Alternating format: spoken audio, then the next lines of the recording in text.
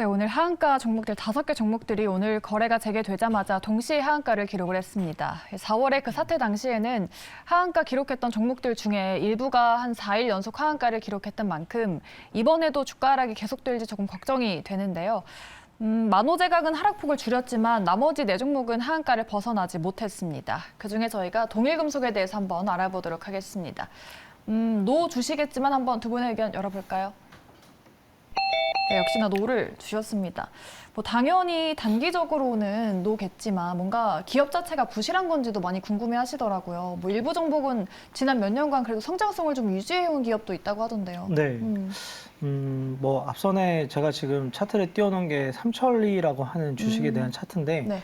아마 좀 비견이 될 것 같아요. 왜냐하면 이번에 나온 동일금속 같은 경우에서도 증권사별로 아마 이제 담보에 대한 부분들이 계속적으로 좀 나올 것 같거든요. 왜냐하면 거래 첫날이고 담보에 대한 부분들을 갖고 있던 증권사가 분명히 반대 매매에 대한 부분들을 진행을 했을 거라고 저는 보고 있고 당사 같은 경우에서도 최근에 보면 전체적인 분위기가 거래량이 조금 전체 유통 물량 대비 좀 제한적인 종목 같은 경우에는 담보 연장에 대한 부분이라든지 신용에 대한 부분들을 좀 줄이면서 연장을 해주는 분위기거든요. 그래서 대형사 같은 경우에도 이런 식에 대한 분위기를 담보에 대한 부분들을 이어간다라고 하면 향후에도 전체적으로 유통 물량이 좀 제한적이고 담보에 대한 비중들을 좀 요구할 수 있는 종목 같은 경우에는 계속적으로 좀 이어질 가능성이 있어요. 그리고 최근에 2분기 같은 경우는 CFD에 대한 부분들이 좀 이슈가 됐는데 이런 부분들이 아마 수급적으로 좀 영향을 줄 수 있다라고 저는 보고 있어서 동일금속 같은 경우에는 아마 오늘 첫 번째 거래가 풀리면서 하한가를 기록을 했는데 거래가 아마 재개가 되는 시점이 나온다라고 하면 그 시점에서는 분명히 추가적으로 급등락을 좀 반복하는 흐름들이 좀 나오면서 주가가 좀 이어질 가능성이 있거든요. 근데 큰 그림상으로는 좀 비중에 대한 부분들을 줄이는 시점을 좀 빠르게 앞쪽에서 좀 실현하는 게 그나마 좀 손실을 좀 줄이는 방법이지 않을까 생각을 하고 있습니다. 네. 주가가 상승하는 거는 뭐 일정 부분 수급이랑 실적에 대한 기대감이 있는데 그런 부분이 과연 적용이 될지가 좀 관건이 될 것 같습니다. 동일금속은 두 분 다 노 의견 주셨습니다. 참고해 보시기 바라겠고요. 다음 종목 에코프로 보도록 할까요? 에코프로가 장중에 최고가 91만 원을 돌파했습니다. 고평가 논란도 많았는데 논란을 뒤로하고 20%가 넘게 급등을 한 거죠. 주가 고공행진이 다시 시작되는 걸까요? 두 분은 노를 주셨어요. 사실 뭐 이 지점에서 지난 올해 초처럼 상승을 이어가기엔 좀 무리겠죠. 일단 저는 이제 오늘 아까 앵커님 말씀대로 저는 이제 스키즈를 좀 생각을 하고 있고 그동안 이제 공매도에 대한 물량이 충분히 좀 많았다고 생각을 하고 있습니다. 네. 단순하게 오늘이 뭐 에코프로를 위한 장이라고 할 정도로 그만큼 코스닥에서 비중이 컸던 거고 테슬라가 2분기 때 그건 딜리버리가 굉장히 많았다고는 얘기는 하지만 그게 에코프로만을 위한 그건 아니었잖아요. 그러면 다른 에지 에너지 솔루션이나 다른 섹터 종목들도 굉장히 오늘 많이 올랐어야 되는 건데 결국엔 그에 대한 수급적인 이슈로 지금 올랐다라밖에 설명이 제가 봤을 때는 안 된다고 저는 생각을 하고 있습니다. 그만큼 지금 가격대에서는 굉장히 제가 봤을 때는 부담스러운 가격이라 생각을 하고 있고 여기서 제가 봤을 때 신규 매수는 조금은 조심스럽게 물론 이 회사가 성장하는 건 모르겠습니다만은 결국에는 그거에 대한 부분은 조금은 조심스럽게 말해야 되는 게 되지 않나 생각하고 있습니다. 알겠습니다. 사실 뭐 많이들 100만 원 넘는 주가에 대해서도 많이 말씀을 하고 계시고 뭐 나만 에코프로 없다 그런 말도 많이 하잖아요. 지금 접근은 좀 무리라고 보실까요, 사장님도? 소위 말해서 짤이라고 하는 어머니 말씀을 전달하는 짤이 유행을 하고 있죠. 아들 에코프로 갖고 있지. 아들 너만 없는 거 아니니? 전 없습니다. 네, 저도 없어요. 왜냐하면 제 에코프로를 6,800원대 탐방을 포항을 갔었고 그 주가가 47,000원, 7만 원까지 가는 흐름들을 좀 견인을 했었는데 그때 주가를 좀 이어가는 흐름들이 캐파에 대한 증설이었고 과거 이제 로봇 청소기에 들어가는 배터리 그리고 휴대용 전동 공구에 들어가는 배터리를 만드는 업체가 SDI 협업을 통해서 중장기적인 큰 그림상의 좋은 흐름들을 지금까지 주가를 좀 이어오는 모습은 굉장히 긍정적이고 현재 주가가 90만 원 넘은 부분 같은 경우에는 상대적으로 시총 기준으로 24만 원인데 처음에 작년 연말에 시작을 할 때 주가가 유통 물량에 대한 부분들을 좀 확인을 해봤어요, 개인적으로. 그래서 이런 부분들을 본다라고 하면 상대적으로 대주주 지분이 있고 외국인 지분이 있고 기관 가지고 있는 부분이 있고 최근에 개인 투자자가 가지고 있는 부분이 있다라고 하면 유통 물량이 제한적인 가운데 오늘 같은 경우에는 상대적인 수급이 장중에 올라오면서 일정 부분 장 후반에는 상대적인 그러니까 소위 말해 로스컷이죠. 그러니까 쇼퀴즈를 잡고 있던 부분들을 로스컷을 하면서 환매수가 들어오면 주가가 좀 들어올리는 부분이 있거든요. 그래서 이런 부분들이 시장에 대한 부분들은 분명히 맞고 방향성은 긍정적이긴 하나 투자자분들께서 뭐 나는 뭐 중장기적으로 이 주가가 40조, 45조, 50조 간다라는 흐름들을 같이 가겠다라고 하면 그 부분 같은 경우에는 뭐 충분히 2, 3년 뒤에 그림상으로 나올 수 있는데 뒤늦게 따라가서 주가에 대한 변동성을 좀 가져가는 흐름에 있어서는 조금 부담되는, 특히 이제 최근에 흐름상 많이 오른 종목을 따라간다라고 하면 거기서 또 손실이 또 발현될 수 있는 구간들이 분명히 나오거든요. 그래서 아마 이제 투자자별로 시점이 다를 것 같아요. 나는 뭐 상관없이 난 2, 3년 그냥 가져갈 거야. 전기차 비중이 판매량 기준으로 MS 30% 이상 올라가는 시점에서 나는 매도를 할 거야. 아니면 에코프로 실적을 보고 팔 거야. 아니면 나는 LFP 쪽으로 확대가 되면서 시장에 대한 개화 부분을 지켜볼 거야. 이런 좀 시점이 좀 다를 것 같아요. 그래서 그런 부분들을 감안하셔서 주가에 대한 접근을 하셔도 될 것 같습니다. 네. 오늘은 뭐 쇼커버가 대량으로 유입되면서 급등이 나왔고 장기적으로 우상향할 수 있겠지만 지금 단기로 접근하기에는 좀 부담스러운 부분이 있겠죠. 에코프로에 대한 이야기 들어봤고요. 다음으로는 포스코 그룹주도 함께 달렸습니다. 오늘 포스코 그룹이 2030년까지 121조를 투자한다고 밝혔는데 하반기 역시 포스코홀딩스도 달릴 수 있을지 두 분의 의견 보도록 하죠. 포스코홀딩스는 의견이 나뉘어졌습니다. 우리 과장님, 에코프로는 노지만 포스코홀딩스는 예스를 두셨네요. 뭐 포스코 홀딩스가 단순하게 2차 전지 쪽만 하는 건 아니니까 뭐 최근에 저는 하반기 철강 업체도 좀 괜찮다고 보고 있습니다. 철강. 예, 그만큼 결국에는 중국이 저는 경기 부양책을 강하게 좀 내세울 거라 지금 보고 있고 네. 결국에는 철강 자체에 대한 가격 인상이 본격적으로 나오게 된다라고 하게 되면은 당연히 포스코 홀딩스가 아직까지는 그쪽의 비중이 좀 크다라고 볼 수 있겠고 물론 향후에 물론 아르헨티나나 이쪽에 관련 리튬 관련 이슈는 사실 따로 봐야 된다 생각을 하고 있습니다. 당연히 이쪽에 대한 성장성이 클 수는 있죠. 클 수는 있는데 결국 지금 이제 본업 가치인 철강에 대한 실적에 대한 부분은 저는 좀 하반기에 좀 최근에 뭐 조선이나 아니면은 자동차 같은 이런 시크니크 관련해서도 좀 본격적으로 수요가 좀 생긴다 고 생각을 하고 있기 때문에 철강 가격 인상으로 인한 하반기에 대한 수요도 어느 정도 충분히 저는 좋아진다고 생각을 하고 있고 당연히 여기에 대한 리튬에 대한 부분은 좀 플러스 요인으로 조금 봐야 되지 않나 생각을 하고 있습니다. 네, 알겠습니다.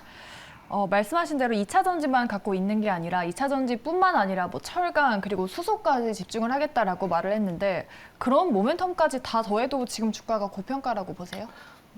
저는 이제 오늘 전체적인 고객들 계좌에서 네. 현금 보유 비중을 한 50%까지 늘린 상태거든요. 오. 왜냐하면 단기적으로 지난달 주 후반까지 좀 약세를 띠다가 오늘 이제 전체적인 외국인들 선물 매수를 중심으로 시장에 단기적으로 들어올렸을 때 현금 보유 비중을 좀 확대하면서 시장 대응을 해도 아마 실적 시즌에서 분명히 매수 기회가 나온다라고 좀 보고 있어서 네. 아무리 대형주지만 상대적으로 조금 강세를 보일 때 현금 보유 비중을 늘리자라는 쪽에 대한 접근으로 제가 이제 의견을 X를 드렸던 것 같습니다. 네, 알겠습니다. 두 분의 다양한 포스코홀딩스에 대한 의견을 들어봤습니다. 여러분들께서 잘 생각하시고 판단하시면 좋을 것 같습니다. 자, 그럼 두 분은 내일 어떤 종목을 사야 할지 또 고민 갖고 계실 텐데요. 두 분이 직접 골랐던 공략주 한번 열어보도록 하겠습니다. 오늘 가져오신 종목은 NK맥스 제약바이오주 그리고 JS 코퍼레이션 가지고 오셨습니다. 지금 시점에서 제약바이오주 조금 소외되어 있지 않나요? 아마 이제 제약바이오 같은 경우에는 최근에 2, 3년 동안 큰 재미를 못 본 업종이죠. 그래서 단기적으로 모멘텀 플레이가 좀 가능한 시점 빼놓고서는 업종이라든지 추세에 대한 부분 같은 경우에는 좀 어려운 구간이 좀 이어지고 있는데 아마 제가 봤을 때는 이런 부분들이 조금 NK맥스 같은 경우에 7월 16일 날 AIIC라고 하는 이제 학회에 대한 부분들이 좀 진행이 되면서 주가가 좀 기대감이 좀 있는 것 같고요. 최근에 좀 탐방을 다녀왔을 때 전체적으로 알츠하이머라든지 뇌질환에 대한 부분들 같은 경우에는 자가 면역에 대한 부분들이 머크 쪽하고 협력됐던 부분들에 대한 일상에 대한 부분들이 아마 좀 7월 전후 좀 발표될 가능성이 좀 있다라고 좀 보고 있어서 긍정적으로 좀 반영이 된다라고 하면 뭐 학회를 중심으로 그리고 최근에 NK 특히 자가 면역에 대한 부분 같은 경우에는 2년 전부터 계속적으로 좋은 부분들이 좀 발현이 됐는데 미국에 상장되어 있는 NK 아르타라고 하는 종목들 그리고 이제 같이 비견되는 업종 같은 경우에는 상대적인 약세를 띠고 있는 가운데 NK맥스 같은 경우에는 이런 부분들이 상대적으로 주가에 대한 저평가 국면에서 일상에 대한 부분들이 조금 긍정적으로 좀 이어진다라고 하면 주가가 많이 하락해 있는 국면에서 모멘텀에 대한 부분들이 좀 나오는 시점이 현재 시점이 아닌가라고 생각을 해서 시점적으로는 지수에 대한 부분 같은 경우에는 좀 박스권으로 보고 모멘텀으로 접근할 수 있는 종목이 뭐가 있을까라고 생각을 했을 때 NKMS 같은 경우에는 그런 자리에 있는 것 같아서 말씀드리도록 하겠습니다. 네. 알츠하이머 중간 결과 발표가 임박했다라고 하던데 단기 이슈 플레이가 가능하지 않을까 말씀해 주셨습니다. 정고점이 16,000원대인데 어느 정도까지 볼 수 있을까요? 네, 뭐 목표가는 16,000원 정도는 충분히 갈 수 있을 것 같고요. 손절가 같은 경우에는 12,000원 정도 보고 있습니다. 목표가 18,000원. 네. 네, 알겠습니다. 18,000원 보도록 하겠고요. 12,000원의 손절가 잡아주셨습니다.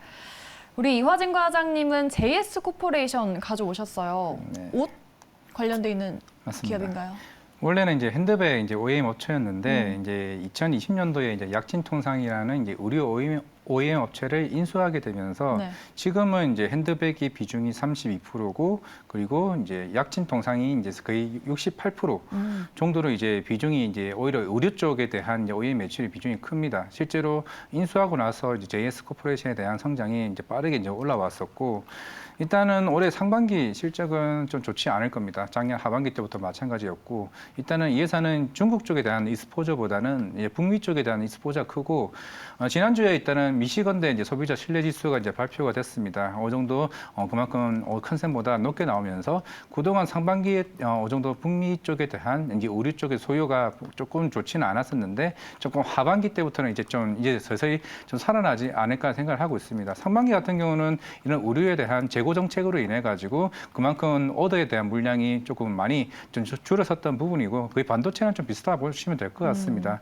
최근에 이런 단기적인 좀 반등에 대한 모습들이 좀 본격적인 나오는 부분. 물론 핸드백 같은 경우가 마진이 11%로 제일 높습니다. 워낙 이제 마이클 코스나 네. 아니면 게스나 이런 코치어 같은 이제 브랜드 같은 경우는 워낙 이런 핸드백 자체가 가격이 좀 비탄력적인 반면에 특히 의류 쪽은 특히 니트 쪽을 많이 하고 있거든요. 네. 니트 같은 경우는 워낙 이제 가격에 민감하고 그런 인플레이션으로 인해서 그만큼 재고가 많이 생길 수밖에 없는 상황인데 이러한 부분들이 최근에 뭐 미국 쪽에서도 이제 CPI 지수도 최근 많이 떨어졌다시피 물가에 대한 부분이 많이 해소되는 영향입니다. 그렇기 때문에 하반기 때부터 본격적인 의류에 대한 수요가 크게 좀 일어나지 않을까 생각을 하고 있고 제가 앞에서 말씀드렸던 특히 중국 쪽도 만약에 하반기 경기 부양책이 본격적으로 나온다라고 하게 되면은 아마 사상 최대 좀 실적이 좀 하반기에 오던 물량이 나오지 않을까라고 생각을 하고 있습니다. 그만큼 운임에 대한 부분도 서서히 줄어들고 있다는 측면이기 때문에 원가 제감의 부분까지 합쳐진다라고 가능했을 때 최근에 영업무역이나 한세실업이나 그리고 JS 코퍼레이션 같이 좀 바닥에서 서서히 올라오는 쪽에 대한 좀 관심을 좀 주는 게 좀 맞지 않을까 좀 생각을 하고 있습니다. 네. 바닥권에서 실적 모멘텀과 함께 올라오고 있는 JS 코퍼레이션을 말씀해 주셨습니다. 바닥에서 올라오고 있다면 어디까지 볼 수 있을까요? 일단 저는 단기적으로는 18,000원을 보고 있습니다. 뭐 사실 뭐 의류 업체가 뭐 앞에 에코프라 비교할 정도는 아니기 때문에 왜냐하면 성장률이 한 의류 쪽은 대부분 8%에서 10%입니다. 영업무역이 대략 한 10% 정도 되고 JS 코퍼레이션이 8%긴 한데 하지만 아까 앞에 말씀드렸던 핸드백 자체가 계속 꾸준하게 팔리고 있고 그만큼 마진율이 높기 때문에 결국 하반기에는 의류까지 좀 겹쳐진다라고 하게 되면은 성장률 자체는 두 자릿수로 충분히 갈 수 있는 양이 되지 않을까 좀 생각을 하고 있기 때문에 저는 단기적으로 1차로 목표가 잡으면 한 18,000원은 충분히 좀 가지 않을까 생각을 하고 있습니다. 네. 두 분의 종목이 오늘 공교롭게 목표가가 18,000원으로 동일하네요. 주가 양반 기대해 보도록 하겠습니다.